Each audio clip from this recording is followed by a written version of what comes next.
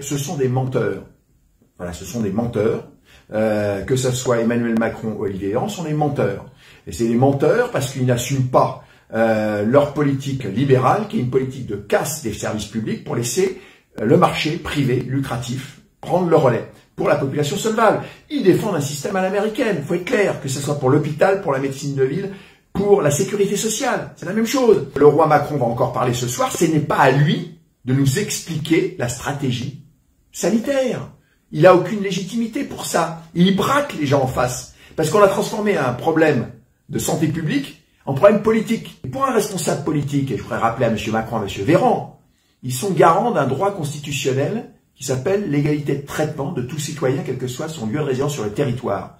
Pour les gens aujourd'hui qui habitent à Draguignan, à Givors, enfin dans toutes les villes où il y a des services d'urgence qui sont fermés la nuit, où il y a des équipes de SMUR qui sont fermées la journée et la nuit, eh bien, ça s'appelle médicalement une perte de chance. Et une perte de chance, ce sont des morts évitables. Eh bien, ça, moi, j'exige aujourd'hui qu'il y ait une mobilisation citoyenne pour qu'ils en répondent devant la justice. Et Monsieur Macron, Monsieur Véran, on peut pas dire c'est pas moi, c'était les autres avant. Qui Monsieur Macron a été chercher dans son gouvernement? Madame Bachelot.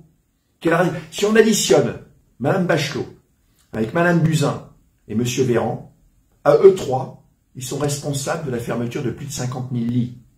Quand il vient visiter un hôpital, on a des cars de CRS ou de gendarmes mobiles pour nous empêcher de rentrer dans notre établissement pour approcher le ministre et lui parler. Quand M. Macron se déplace, les images sont faites par sa cellule de communication qui fournit les images ensuite aux chaînes d'information de continu. Voilà comment ça se passe. Ah oui. Pourquoi ça se passe toujours bien et il y a toujours des applaudissements? Mais parce que c'est tronqué et que on nous empêche d'approcher. Donc toi, si tu veux les interpeller, impossible. Impossible. Tu peux même pas. Impossible. C'est impossible.